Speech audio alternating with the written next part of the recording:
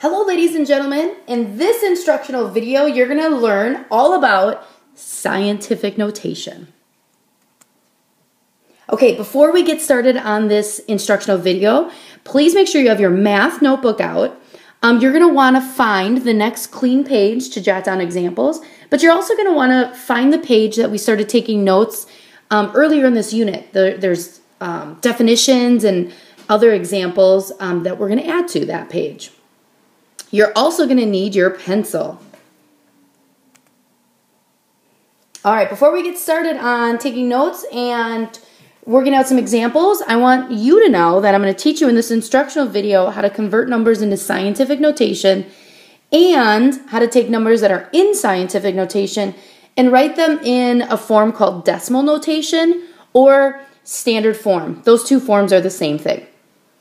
We, as mathematicians, we need to have an efficient way to write very large and very small numbers, and we typically do that with scientific notation. And we also have to be able to work back and forth between scientific notation and our standard notation form.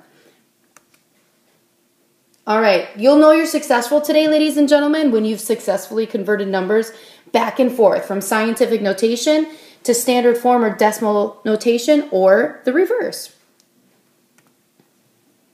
All right, find that vocabulary page in your notebook.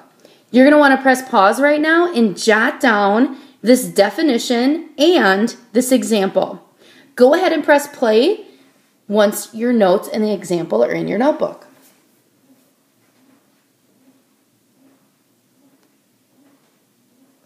All right, so ladies and gentlemen, scientific notation, you just jotted in your notebook, you know a number is in scientific notation when it's a number greater than or equal to 1 but less than 10 times or multiplied by a power of 10.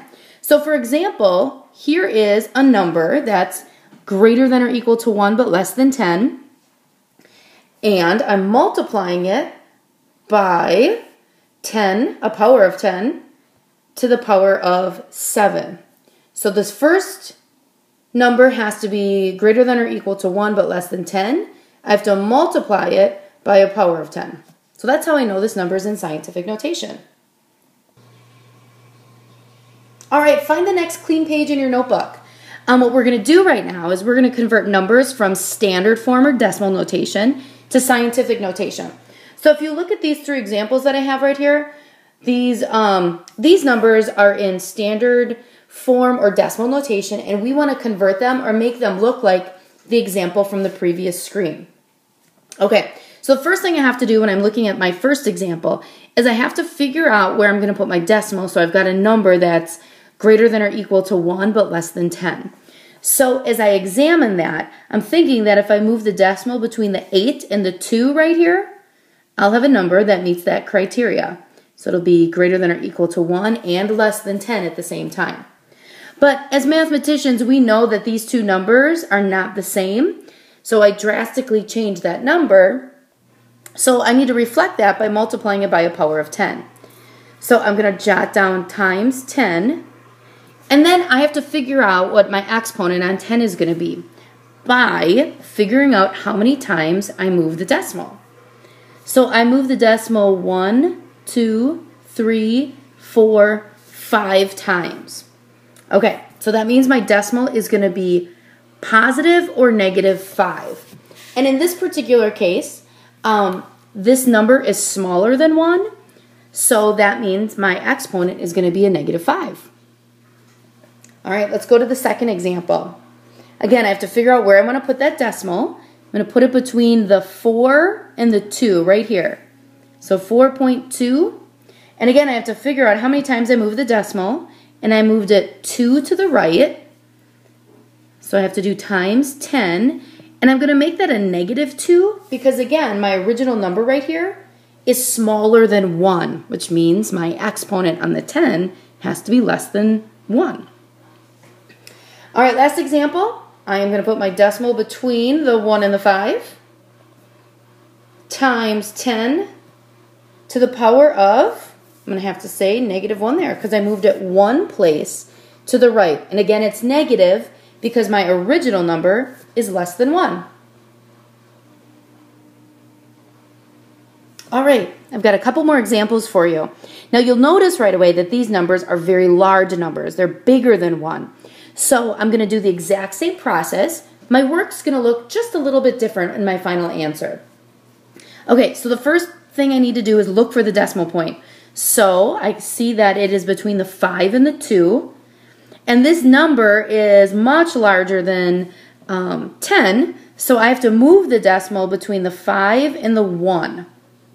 So I'm going to rewrite this as 5.1752. Okay, now I'm going to go back to my original number and count how many times I moved my decimal. So I moved it 1, 2, 3 places.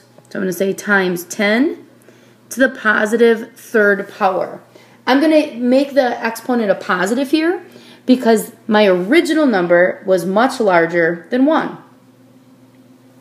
Okay. Now look at this next example. So in looking at this gigantic number here, one mistake that some students make is they don't know where the decimal is. So the decimal, if there isn't one in your problem, is always going to be the right after the last number here to the right. So that's where my decimal is, and this is where I need my decimal to be. In this problem, because all the numbers after the 3 are 0, I don't need to include them. So I'm safe just writing 2.3 there. All right, but what I do need to do is figure out how many times I moved that decimal. So I moved it 1, 2, 3, 4, 5, 6, 7, 8, 9.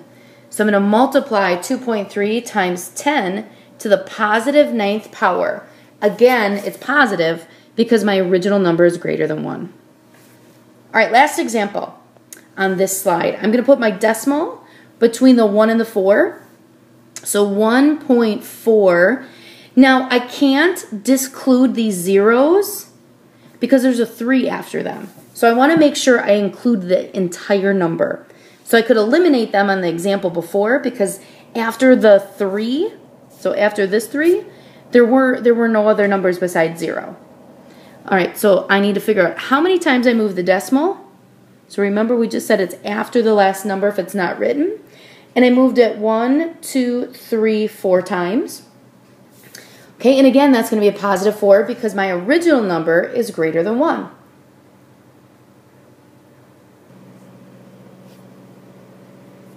All right, 2 last examples for you. In this case, we are going to be going from scientific notation to standard form or decimal notation. So what I need to do here is I need to take these numbers, which are large or small, and convert them into numbers that we're used to seeing, for example, like every day.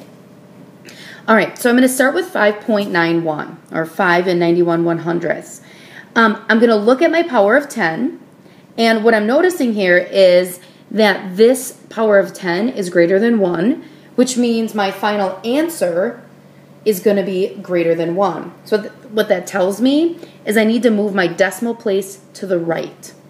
Okay, so I often rewrite that first number, and then I'm going to move the decimal 4 places to the right.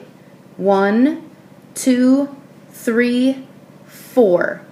There's my new decimal, and I'm going to backfill with zeros here. So I want to rewrite this number so it's readable. And then what I'm also going to do is make sure that I add commas if the number is 1,000 or bigger.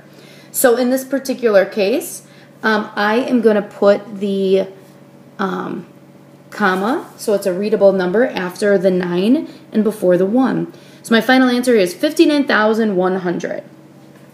So this number is greater than 1 because that exponent is greater than 1. It's positive. All right, let's look at the next example. 6.002. All right, so what I have to do here is I have to look at my power of 10. I'm noticing the exponent is negative.